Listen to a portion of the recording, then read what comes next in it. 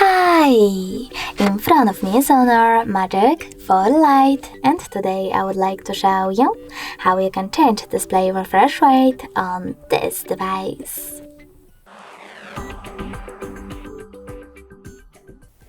You need to begin by opening Settings. Now scroll down just a bit and click on Display and Brightness. After that, you need to click on Screen Refresh Rate and tap on the best option for you. I will go with High. As you can see now, when I click on the back button, refresh rate of my smartphone has changed. Thanks so much for watching. If you enjoyed this video, leave a like, comment and subscribe. Bye!